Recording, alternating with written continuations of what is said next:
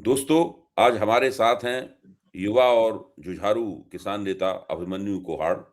अभिमन्यु कोहाड़ हरियाणा आधारित भारतीय किसान नौजवान यूनियन के अध्यक्ष हैं और उसी के नाते संयुक्त किसान मोर्चा गैर राजनीतिक के घटक संगठन के तौर पर सक्रिय हैं। अभिमन्यु 2020-21 से ही देश में जितने भी किसान आंदोलन हुए हैं, उसकी आगे की नेतृत्वकारी कतारों में रहे हैं। आपको ध्यान होगा कि 2024-25 में यानी पिछले साल खनौरी बॉर्डर पर एक बड़ा ज़बरदस्त प्रतिरोध का मोर्चा जमा था। अभिमन्यु उसके केंद्र में थे। वहाँ वो एक 23 फसलों के एमएसपी 23 फसलों के न्यूनतम समर्थन मूल्य को कानूनी रूप दिए जाने की माँग पर डटे हुए थे। आपको ध्यान होगा कि उन्हीं दिनों वरिष्ठ किसान नेता जगजीत सिंह डल्लेवाल एक अनशन कर रहे थे। उनका अनशन 132 दिन तक चला था। इस वक़्त भी अभिमन्यु कोहाड़ कन्याकुमारी से कश्मीर तक की यात्रा में है। ये यात्रा नहीं, एक तरह से किसानों को संघर्ष के लिए गोलबंद करने की ये एक कोशिश है। जितनी भी फसलों के एमएसपी के सवाल को लेकर सरकार के साथ जितनी भी वार्ताएँ हुई हैं, उन वार्ताओं में मंत्रियों के साथ भी अभिमन्यु वो प्रतिनिधिमंडल में बातचीत करते रहे हैं। आज हम लोग उनसे भारत सरकार ने पिछले दिनों जो कई फ्री ट्रेड एग्रीमेंट किए हैं, एक एक ब्रिटेन के साथ फ्री ट्रेड एग्रीमेंट किया गया है, एक यूरोपीय यूनियन के साथ फ्री ट्रेड एग्रीमेंट किया गया है, जहाँ तक मेरी जानकारी है, न्यूज़ीलैंड के साथ किया गया है, ओमान के साथ किया गया है। इन फ्री ट्रेड एग्रीमेंट्स में भारतीय कृषि की क्या स्थिति बनेगी? और अब अमेरिका के साथ एक बहुत ज़बरदस्त वाणिज्य समझौता होने जा रहा है, जिसके बारे में नई परख पर हम लोग तकरीबन रोज़ ही चर्चा करते हैं और ये मसला इतना गंभीर है कि मुझे लगता है कि आगे भी लगातार हम लोगों को नई परख पर इस पर चर्चा करते रहनी होगी। तो आज हम अभिमन्यु कोहाड़ से बात करेंगे। वो न केवल किसान नेता हैं, बल्कि कृषि संबंधी मामलों की गहरी पकड़ रखते हैं, ज़मीन से जुड़े हुए हैं, लगातार संघर्ष कर रहे हैं। अभिमन्यु जी, आपका स्वागत है नई परख के मंच पर। आज हम लोग पहली बार मिल बहुत रहे बहुत हैं धन्यवाद। कि हम जी। लोग बार-बार मिलेंगे और बार-बार इन प्रश्नों के ऊपर चर्चा करेंगे। आपने ध्यान दिया होगा कि परसों व्हाइट हाउस ने एक अ, एक फैक्ट शीट जारी की थी, एक तथ्य पत्र जारी किया था और उस तथ्य पत्र में उन्होंने दालों को जोड़ दिया था। उस तथ्य पत्र में उन्होंने कहा था कि भारत सरकार प्रतिबद्ध है कि वो अमेरिका से 500 अरब डॉलर का माल खरीदेगी। उस तथ्य पत्र में उन्होंने ये भी कह दिया था कि भारत सरकार प्रतिबद्ध है कि वो रूस से बिल्कुल तेल नहीं खरीदेगी। फिर बाद में लगा भारत सरकार को कि बड़ी गड़बड़ हो गई, वहाँ से ये बात आ गई, यहाँ पे हमें राजनीतिक नुकसान हो रहा है। फिर उन्होंने कुछ पीठ पीछे बातचीत की होगी। फिर अगले दिन एक नया तथ्य पत्र जारी किया, जिसमें दालें निकाल दी गईं। लेकिन और जो कमिटमेंट शब्द था, उसको इंटेंशन में बदल दिया गया। भारत सरकार प्रतिबद्ध नहीं है, बल्कि इस तरह का इरादा रखती है। ज़ाहिर है ये सारी सीमेंटिक्स हैं, ये शब्दों का हेर-फेर है। इससे असलियत नहीं बदलती। मुझे तो ये लगता है कि इस समय भारत का कृषि क्षेत्र, जो आज तक विदेशी हस्तक्षेप के लिए खुला हुआ नहीं था, कोई भी सरकार रही हो, कोई भी प्रधानमंत्री रहा हो, उसने लगातार इस बात पर एक मजबूत इरादा रखा है कि हम भारत के कृषि क्षेत्र को कुछ एक क्षेत्रों में अपवाद स्वरूप जो खुलता है उसको छोड़कर बाकी विदेशी पूंजी के लिए, विदेशी हस्तक्षेप के लिए, विदेशी माल के लिए नहीं खोलेगी। लेकिन लगता है कि इस सरकार ने कृषि क्षेत्र को तकरीबन खोल ही दिया है, बस उसके तथ्य आने बाकी हैं। आपको क्या लगता है? अभय जी, सबसे पहले आपको और आपके सभी दर्शकों को हाथ जोड़ के नमस्कार, सत श्री अकाल, आदाब। हुँ, और देखिए, अभी हम सरदार जगजीत सिंह डल्लेवाल जी के नेतृत्व में कन्याकुमारी से कश्मीर तक की यात्रा में है और हुँ, मैं उन्हीं के ऑर्गेनाइजेशन भारतीय किसान यूनियन एकता सिद्धूपुर में हरियाणा के प्रदेश अध्यक्ष की भी जिम्मेदारी निभा रहा हूँ। जो आपने ये फ्री ट्रेड एग्रीमेंट की बात करी, देखिए जिस तरीके से पीयूष गोयल जी बयान दे रहे हैं, वो कह रहे हैं कि भाई हम भारत के किसानों के हितों को पूरी तरीके से प्रोटेक्ट करेंगे, डेयरी हुँ, सेक्टर को, एग्रीकल्चर सेक्टर को, पोल्ट्री सेक्टर को प्रोटेक्ट करेंगे। लेकिन दूसरी तरफ जो अमेरिकन एग्रीकल्चर सेक्रेटरी हैं या जो अमेरिकन ट्रेड रिप्रेजेंटेटिव है, उनकी जो भाषा आ रही है, उनके जो ट्वीट्स आ रहे हैं, उनकी जो स्टेटमेंट्स आ रही है, वो ये कह रही हैं कि अमेरिका के किसानों को एक बहुत बड़ी मार्केट मिल गई है भारत के मार्केट के तौर पे और अमेरिका अपने कृषि उत्पादों को वहां भेज पाएगा और जो एग्रीकल्चर में अमेरिका का ट्रेड डेफिसिट है भारत के साथ, वो भी कम हो जाएगा। आज की तारीख में वो लगभग 1.3 बिलियन यूएस डॉलर के आसपास का है। तो अब दोनों तरफ से अलग अलग स्टेटमेंट्स आ रही है, कॉन्ट्राडिक्टरी स्टेटमेंट्स आ रही है। तो ऐसी स्थिति में हमें जो ज्वाइंट स्टेटमेंट है भारत और अमेरिका की, उसका निरीक्षण करना, उसका अध्ययन करना बहुत जरूरी है। और जैसा आपने खुद एक बहुत इंपॉर्टेंट पॉइंट रखा कि व्हाइट हाउस ने 2 दिन पहले कोई और फैक्ट शीट जारी करी थी, 2 दिन बाद उसमें कुछ एडिट करके वो फैक्ट शीट बदल दी गई। अब पहली बात तो सभी दर्शकों को ये समझनी चाहिए, सभी भारतवासियों को, किसानों को ये समझनी चाहिए कि वो व्हाइट हाउस की स्टेटमेंट थी, वो किसी दुकान का बही खाता नहीं था कि गलती से उसमें वो शब्द चढ़ गया होगा। वहां पे एक शब्द को भी 5-5, 10-10 बार स्टडी किया होगा, उसके बाद वो सारे शब्द उसमें लाए गए होंगे। भारत की तरफ से भी कुछ एक्सपर्ट बैठे होंगे, अमेरिकन एक्सपर्ट भी बैठे होंगे, उसके बाद ही वो फाइनलाइज हुआ होगा। तो भारत सरकार बहुत कुछ छुपा रही है। और जैसा आपने स्वयं कहा कि भाई उन शब्दों को देख के जब भारत के किसानों की तरफ से बैकलैश आई, भारत के किसानों की तरफ से विरोध दर्ज किया गया, उसके बाद वो शब्द बड़ी चालाकी से और चुपचाप तरीके से वो एडिट करा दिए गए। अब अगर हम इंडिया यूएस ज्वाइंट स्टेटमेंट की बात करें तो उसमें 2 बड़ी महत्वपूर्ण बातें हैं। पहली बात उसमें ये लिखी हुई है कि इंडिया विल एलिमिनेट और reduce tariff on all US industrial goods and a wide range of US agriculture and food products. अब इसमें समझने की बात यह है कि भाई जो उन्होंने एग्रीकल्चर और फूड प्रोडक्ट्स के बारे में बोला है कि भारत यूएस के एग्रीकल्चर और फूड प्रोडक्ट्स पे से इंपोर्ट ड्यूटी या तो खत्म कर देगा या बिल्कुल कम कर देगा, उसके आगे 2 बड़े महत्वपूर्ण शब्द लिखे गए हैं अभय जी, वाइड रेंज। अब वाइड रेंज को कैसे डिफाइन किया जाएगा?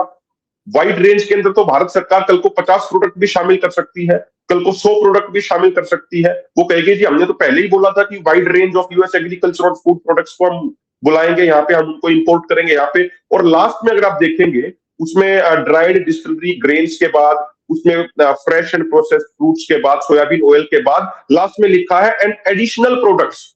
तो इसका मतलब जो ये 6-7 प्रोडक्ट्स के नाम उन्होंने लिखे हैं, उसके अलावा एडिशनल प्रोडक्ट्स भी वो मंगवाएंगे। एक बात। दूसरी बात उन्होंने इसमें कही है दूसरे पेज पे जो ज्वाइंट स्टेटमेंट है कि India agrees to address the non tariff barrier on US agriculture and food products.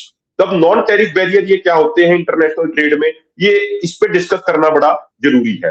Basically जैसे एंटी डंपिंग लॉ है, वो भी नॉन टैरिफ बैरियर के अंदर आता है। अपने डोमेस्टिक किसानों को हमारी गवर्नमेंट कोई मदद करती है, वो भी non tariff barrier. Anti dumping क्या चीज है, इसके बारे में नई परख के दर्शकों को बताइए ताकि उनकी बात समझ में आए। ये सब तकनीकी बातें हैं, पूरी बात समझ में आनी चाहिए। जी मैं बिल्कुल उसको एक्सप्लेन करता हूं कि देखिए नॉन टैरिफ बैरियर के अंदर एंटी डंपिंग भी आता है, अपने किसानों को डोमेस्टिक कोई सब्सिडी देना भी आता है, कोई बाहर से कोई चीज इंपोर्ट होती है, मजबूरी में इंपोर्ट करना होता है तो उस पर जो कोटा लगाया जाता है वो भी उसमें आता है। एंटी डंपिंग लॉ क्या है? बेसिकली क्या होता है अभय जी, कई बार जो विकसित देश है वो अपने देश के अंदर बहुत सस्ता माल प्रोड्यूस करके वो भारत जैसे विकासशील देशों में बड़ी मात्रा में अपनी फसलें डंप कर देते हैं, वहां पे भेज देते हैं बहुत बड़ी मात्रा में। तो उसको प्रोटेक्ट करने के लिए ऐसा ना हो, anti dumping law international trade में इस्तेमाल किया जाता है कि भाई हम ऐसी हालात में रिस्ट्रिक्शन लगा सकते हैं बाहर से आने वाले माल के ऊपर। क्योंकि अगर बाहर से कोई फसल या कोई माल बहुत ज्यादा क्वांटिटी में यहाँ पे आ गया तो हमारे यहाँ की जो उसकी डोमेस्टिक प्रोडक्शन होगी उसके दाम बहुत ज्यादा गिर जाएंगे। इसीलिए इंटरनेशनल ट्रेड में अक्सर एंटी डंपिंग लॉ का इस्तेमाल किया जाता है। इसके अलावा भारत सरकार जो फर्टिलाइजर्स के ऊपर या किसान सम्मान निधि के तहत जो मदद देती है उसको वो ये कहते हैं कि ये भी नॉन टैरिफ बैरियर है, क्योंकि ये एक डोमेस्टिक फार्मर्स को आप हेल्प कर रहे हैं, ऐसा अमेरिका और अन्य पश्चिमी देशों का आरोप है। इसके अलावा मान लीजिए किसी फसल की पैदावार किसी वर्ष हमारे यहाँ पे प्रभावित हो जाती है और हमें बाहर से वो फसल मंगवानी पड़ जाती है एक लिमिटेड क्वांटिटी में, तो उसके ऊपर एक कोटा लगा दिया जाता है ताकि हमारे यहाँ की जो डोमेस्टिक प्रोडक्शन है उसके प्राइस ज्यादा ना गिरे। तो उसको जो कोटा लगाया जाता है, अमेरिका जैसे देश कहते हैं कि वो भी एक तरीके का नॉन टैरिफ बैरियर है। तो भारत ने उस स्टेटमेंट में ये कह दिया कि India agrees to address the non tariff barrier on US agriculture and food products. अब ये नॉन टैरिफ बैरियर लगाए क्यों जाते हैं? एक मिनट, इसका अमेरिका ये चाहता है बंधुवर कि बिल्कुल उनके लिए खुला खेल फरक्कावादी कर दिया जाए, उसके पर किसी भी किस्म की पाबंदी ना लगाई जाए, ना कोई कोटा लगाया जाए, ना कोई सीमा लगाई जाए, बिल्कुल दरवाजे पूरी तरीके से खोल दिए जाएं ताकि उनका माल बड़े पैमाने पर भारत आए। जी आगे बढ़िए। जी अब ये नॉन टैरिफ बैरियर लगाए क्यों जाते हैं? वो इसलिए लगाए जाते हैं अभय जी क्योंकि अमेरिका के अंदर वहां और अन्य पश्चिमी देशों के अंदर वहां के किसानों को बहुत भारी भरकम सब्सिडी वहां की सरकारों द्वारा दी जाती है। उदाहरण के तौर पे दिसंबर 2025 में फार्मर्स ब्रिज असिस्टेंस प्रोग्राम के तहत अमेरिका की सरकार ने अमेरिकी किसानों को 12 बिलियन यूएस डॉलर यानी लगभग 1 लाख करोड़ रुपए की डायरेक्ट कैश ट्रांसफर के तौर पे मदद दी, और वो भी क्रॉप लॉस के नाम पे। और बहुत सारी रिपोर्ट्स ये कहती हैं कि अमेरिका के अंदर एक साल में एवरेज एक किसान को 60 लाख से 80 लाख रुपए तक की सब्सिडी वहां की सरकार द्वारा दी जाती है। वहीं दूसरी तरफ भारत के अंदर एक किसान को अगर हम परोक्ष अप्रोक्ष दोनों तरह की सब्सिडी जोड़ ले तो वो मात्र 14,000 रुपए के आसपास बनती है। तो होता क्या है कि अमेरिका के किसान की आमदनी तो सब्सिडी खाने से होगी, उसको जो सब्सिडी मिल गई उससे उसकी आमदनी होगी, तो उससे उसको इस बात से कोई फर्क नहीं पड़ता कि उसकी फसल कितने में खरीदी गई या कितने में नहीं खरीदी गई। तो वो बहुत कम रेट पे अपनी कंपनियों को या अपनी सरकार को अपनी फसल मुहैया करा देता है। उसके बाद अमेरिका और अन्य पश्चिमी देशों की कंपनियां और वहां की सरकार उसको बहुत कम रेट में भारत के अंदर ला देती है। अगर बाहर से कोई फसल हमारे देश में आती है और यहाँ आने के बाद उसकी कीमत हमारे यहाँ पे जो फसलों पे एमएसपी डिक्लेयर किया जाता है उससे भी कम होगी, तो फिर हमारे देश के किसानों की फसलों को तो कोई खरीदेगा नहीं। भाई मान लीजिए गेहूं का एमएसपी 2425 रुपए प्रति क्विंटल था पिछले ईयर में। अगर यहाँ पे बाहर से गेहूं आ जाएगा 2000 का, 1800 का, 1900 का या 2100 का, तो फिर हमारे गेहूं को 2425 रुपए में कौन खरीदेगा? तो ऐसे हालात से निपटने के लिए नॉन टैरिफ बैरियर लगाए जाते थे। ऐसे हालात से निपटने के लिए इंपोर्ट ड्यूटी लगाई जाती थी, ताकि अगर कोई फसल बाहर से, कोई माल बाहर से मंगवाया भी जा रहा है तो यहाँ आने के बाद उसकी कीमत हमारे यहाँ के मिनिमम सपोर्ट प्राइस से कम ना हो, ताकि एक फेयरनेस बनी रहे, एक फेयर कंपिटिटिवनेस बनी रहे। तो अब भारत सरकार ये नॉन टैरिफ बैरियर हटाने के लिए, चर्चा करने के लिए भी तैयार हो गई है। तो अब तो जैसा आपने कहा पूरा गेट खोल दिया गया है। अब तो एक तरीके से अमेरिकन एग्रीकल्चर और फूड प्रोडक्ट्स की यहाँ पे बाढ़ आने वाली है और एक तरीके से भारत का कृषि सेक्टर पूरे तरीके से बर्बाद हो जाएगा। ये फ्री ट्रेड एग्रीमेंट भारत के किसानों के लिए डेथ वारंट के समान है। और अंत में मैं ये जरूर कहूंगा अभय जी, हम सिर्फ और सिर्फ Bharat America free trade agreement का विरोध नहीं कर रहे। इसके साथ साथ जब आरसेप आया था, रीजनल कॉम्प्रिहेंसिव इकोनॉमिक पार्टनरशिप, जिसमें चाइना मुख्य भूमिका निभा रहा था, हमने उस समय भी सड़कों पर उतर के प्रदर्शन किया था। इसके अलावा अन्य देशों के साथ जब फ्री ट्रेड एग्रीमेंट साइन किए गए, हमने उस समय भी आवाज उठाई थी। और बीजेपी के जितने भी पदाधिकारी हैं उनको याद दिलाना चाह रहे हैं कि 2014 से पहले जब इंडिया और European union free trade agreement के ऊपर चर्चाएं चल रही थी, तो बीजेपी के नेताओं ने डिमांड करी थी कि ये फ्री ट्रेड एग्रीमेंट नहीं होना चाहिए और इसके ऊपर पहले संसद में चर्चा होनी चाहिए। लेकिन अगर हम आज की बात करें तो भारत और अमेरिका के व्यापार समझौते में क्या तय हुआ है, क्या तय नहीं हुआ है, ये पूरे देश से छुपाया जा रहा है। संसद के अंदर इस पर कोई चर्चा नहीं हो रही है। कहने को हम दुनिया के सबसे बड़े लोकतांत्रिक देश है, लेकिन फ्री ट्रेड एग्रीमेंट करने का तरीका बिल्कुल अलोकतांत्रिक है। भारत के किसानों को नहीं बताया जा रहा, भारत के जो सांसद हैं संसद के अंदर उनको नहीं बताया जा रहा। तो ये बहुत चिंताजनक हालात बने हुए। अच्छा, एक बात बताइए कि जो व्हाइट हाउस ने फैक्ट शीट जारी किया फिर उसको बदला, तो अभी आपने ये कहा कि ये फैक्ट शीट जो बनाया गया था वहां बैठकर, उसमें जो भारतीय वार्ताकार थे वो भी उस राय में शामिल थे, या अमेरिका ने अपनी तरफ से फैक्ट शीट बनाया था? देखिए अभय जी, मुझे लगता है कि कोई भी अगर ज्वाइंट स्टेटमेंट जारी होती है, जैसे भारत और अमेरिका की ज्वाइंट स्टेटमेंट जारी हुई, तो एक साधारण स्टेटमेंट पहले जारी हो जी चुका था, ज्वाइंट जी स्टेटमेंट पहले जारी हो चुका था, उसी को आधार जी देने के लिए एक तथ्य पत्र जारी किया गया। तो ये तथ्य पत्र जी अमेरिका की अपनी पहल में जारी किया गया था। इस तथ्य पत्र को तैयार करने में भारतीय वार्ताकारों की भी भूमिका थी। इसके देखिए बारे में मेरा मानना है, हुँ, मुझे ऐसा लगता है कि अगर भारतीय वार्ताकार और भारतीय वाणिज्य मंत्री अगर इस फैक्ट शीट से सहमत नहीं थे या नहीं है, तो उनकी तरफ से इस विषय पे एक बिल्कुल क्लियर कट स्टेटमेंट आनी चाहिए बिल्कुल कि ठीक भाई है। ये इन्होंने गलत डाला था उसमें, ये कोई तय नहीं हुआ था। पल्सिस के बारे में हमने कोई तय नहीं किया था कि भाई हम दाल अमेरिका से मंगवाएंगे, ऐसा कुछ तय नहीं हुआ था। ये इन्होंने गलत डाला और हमारा विरोध दर्ज कराने के बाद इन्होंने अपनी वो जो त्रुटि थी उसको दुरुस्त कर लिया, उसको दूर कर लिया। अगर भारत सरकार ऐसी स्टेटमेंट दे देती है तो उससे क्लियर हो जाएगा कि ये अमेरिका ने एक तरफा डाला। लेकिन यदि भारत सरकार इस पे चुप्पी साधे हुए है और भारत सरकार इस पे कुछ नहीं बोल रही है, तो फिर डेफिनेटली गंभीर प्रश्न खड़े होंगे, फिर गंभीर सवाल खड़े होंगे कि क्या ये आपसी सहमति से डाला गया था। और जब भारत के किसानों की तरफ से, भारत के तमाम अलग अलग वर्गों की तरफ से बैकलैश आई, तो उसके बाद वापस ले लिया गया। तो अगर भारत सरकार इस पे क्लैरिफिकेशन नहीं देती है तो फिर निश्चित तौर पर प्रश्न खड़े होंगे।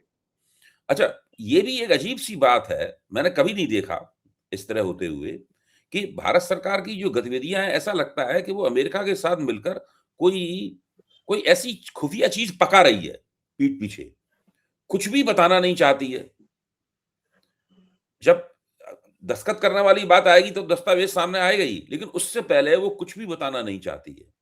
इसके पीछे क्या डर क्या है इसके पीछे? क्योंकि वो देख चुकी है एक बार जब उसने 3 काले कृषि कानून पारित हुए थे, तो अब किसानों ने बड़ा ज़बरदस्त ऐतिहासिक संघर्ष किया था।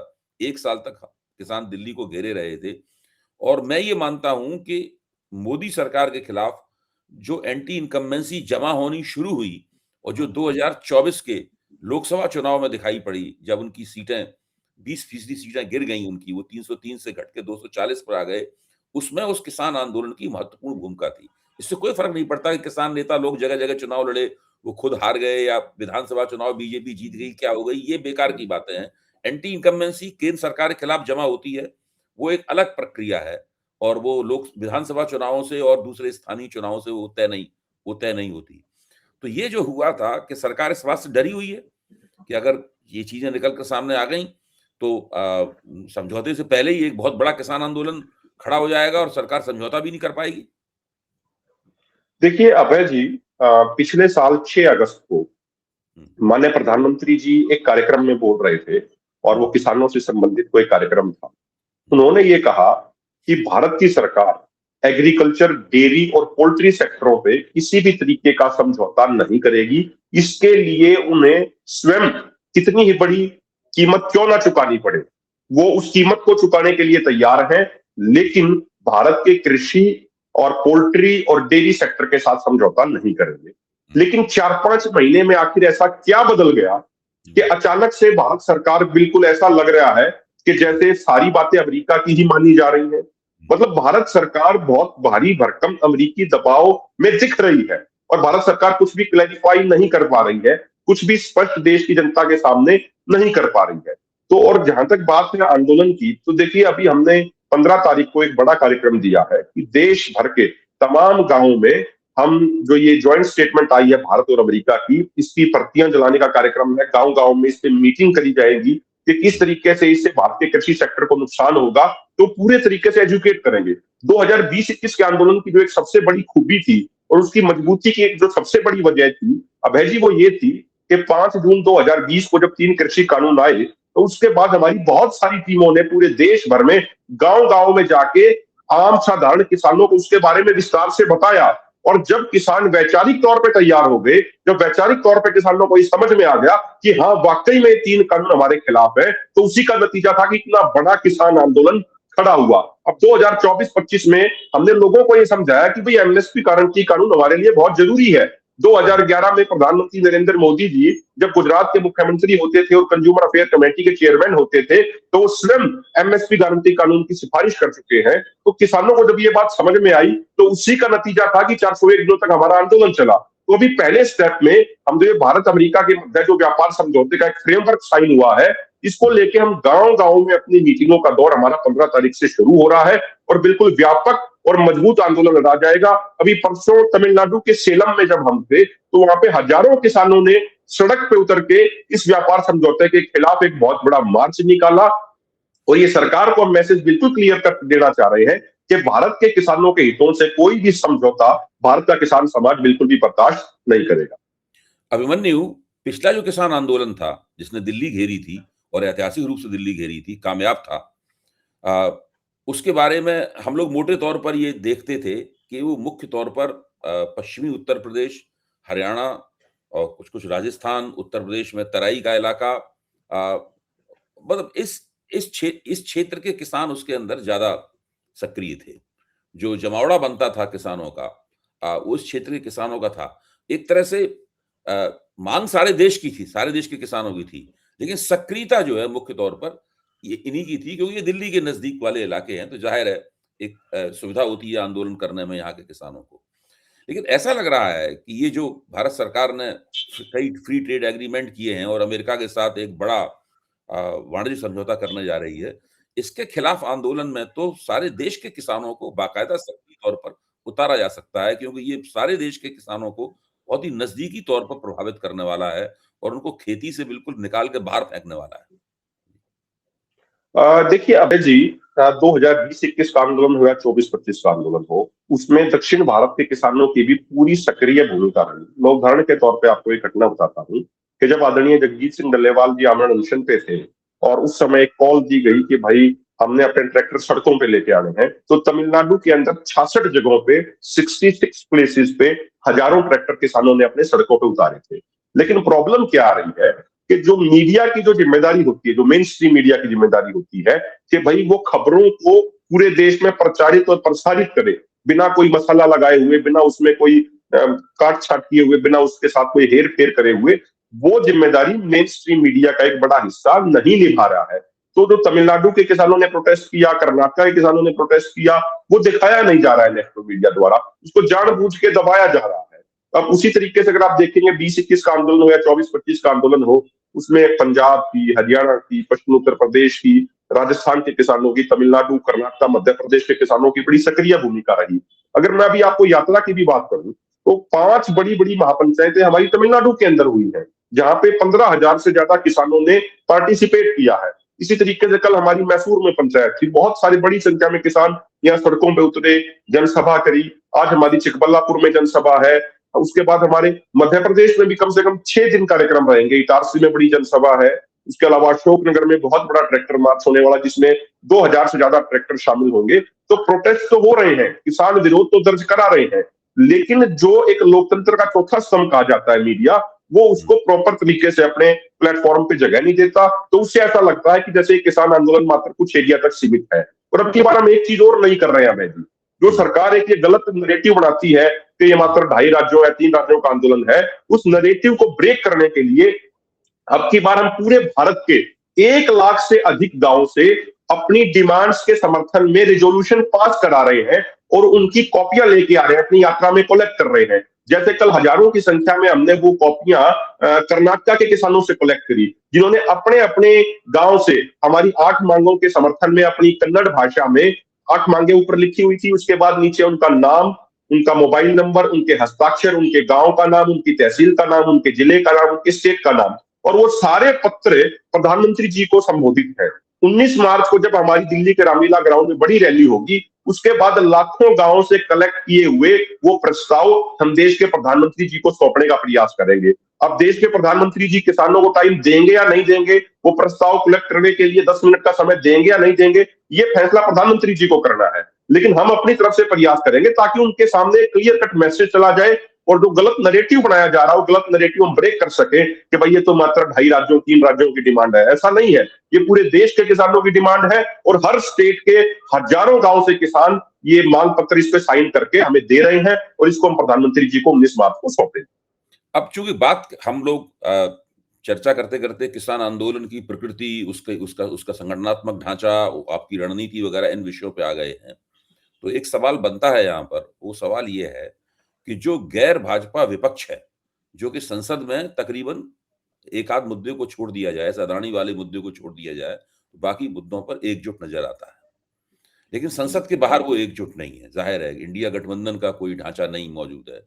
हालांकि उन्होंने चुनाव में अच्छा प्रदर्शन किया था, लेकिन उसके बाद उन्होंने न चुनाव के दौरान ढांचा बनाया, न अभी ढांचा बनाया। हम लोग जाने कितने बार कह चुके हैं कि आप अपना कुछ संयुक्त घोषणा पत्र बनाइए, कोई आपके प्रवक्ताओं का पैनल होना चाहिए, आपका सचिवालय होना चाहिए, बराबर कोई कुछ करता नहीं है।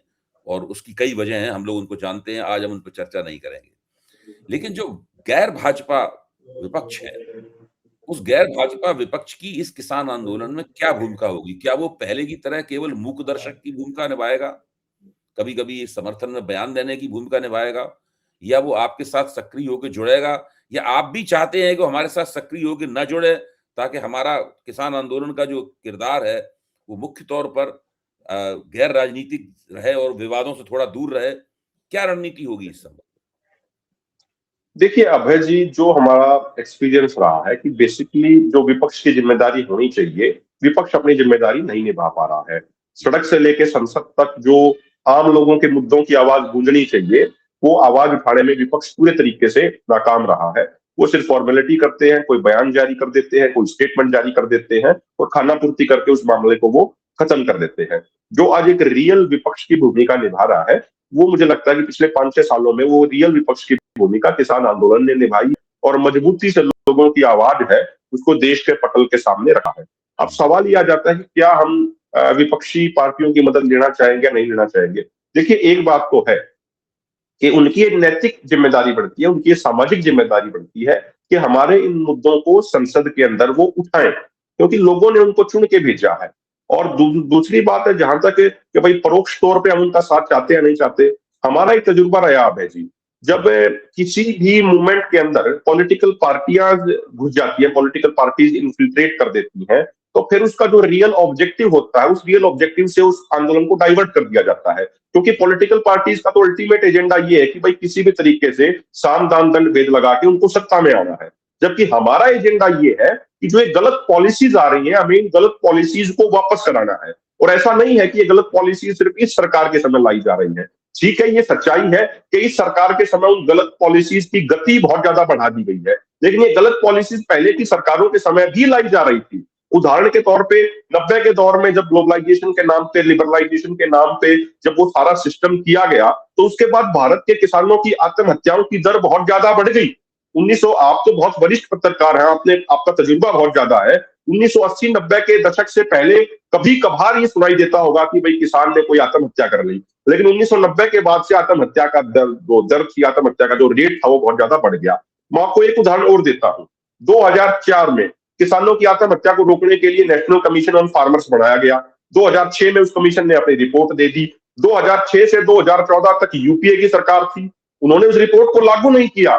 कर्मचारियों के 4-5 आयोग लागू हो चुके हैं अभय जी हमारे देश में, लेकिन किसानों के लिए एक आयोग बना, वो यूपीए ने लागू नहीं किया। 2014 के लोकसभा चुनाव से पहले नरेंद्र मोदी जी ने कहा कि भाई मुझे प्रधानमंत्री बनाओ, मैं पहली कैबिनेट की बैठक में स्वामीनाथन आयोग की रिपोर्ट को लागू करूंगा। ये उनके घोषणा पत्र में भी था, ये उन्होंने चुनावी सभाओं में भी कहा। वो प्रधानमंत्री बन गए, लेकिन उन्होंने भी कुछ नहीं किया। 12 साल बीत गए हैं, उन्होंने उस रिपोर्ट को लागू नहीं किया। हमने 2015 में हमारे एक सीनियर लीडर सतनाम सिंह जी ने सुप्रीम कोर्ट के अंदर एक केस फाइल कर दिया कि भाई भारतीय जनता पार्टी ने अपने मैनिफेस्टो में कहा था, प्रधानमंत्री जी ने अपने भाषणों में कहा था कि हम स्वामीनाथन आयोग की रिपोर्ट को लागू करेंगे, लेकिन उस रिपोर्ट को ये लागू नहीं कर रहे। तो माननीय सुप्रीम कोर्ट ने केंद्र सरकार से जवाब मांग लिया, नोटिस जारी कर दिया केंद्र सरकार के नाम। तो केंद्र सरकार ने लिखित में एफिडेविट दिया सुप्रीम कोर्ट के अंदर कि हम इस रिपोर्ट को लागू नहीं कर सकते, क्योंकि इस रिपोर्ट को लागू कर दिया तो हमारा वित्तीय बजट बिगड़ जाएगा। तो जब बात पॉलिसीज की आती है, तो सारी पॉलिटिकल पार्टीज लगभग लगभग एक ही लेवल पे खड़ी दिखाई देती हैं।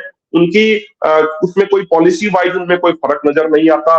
कोई किसानों का शोषण थोड़ी कम गति से कर रही है, तो कोई किसानों का शोषण ज्यादा गति से कर रही है। लेकिन फिर भी मैं ये कहूंगा, मेरा ये मानना है कि विपक्ष को अपनी भूमिका निभानी चाहिए। एक अच्छे लोकतंत्र की निशानी ये होती है कि विपक्ष जनहित के मुद्दों पर आवाज उठाए। बहुत बहुत धन्यवाद अभिमन्यु। आपने बहुत ही स्पष्टता के साथ में, बारीकी के साथ में और गहराई में जाकर पूरे समस्या का विश्लेषण किया है।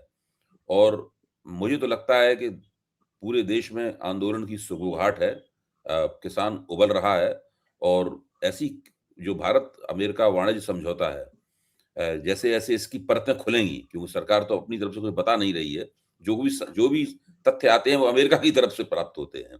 जैसे जैसे इसकी परतें खुलेंगी, आपको आंदोलन करना पड़ेगा और हम बीच बीच में आपको तंग करेंगे, ताकि आपके विचार और आपका विश्लेषण नई परख के दर्शकों के सामने आ सके। ये भी मैं मानूंगा कि किसानों की और जनता की गोलबंदी का एक तरीका होगा। बहुत बहुत धन्यवाद। बहुत बहुत शुक्रिया सर, धन्यवाद। बहुत उम्दा चर्चा हो गई भाई।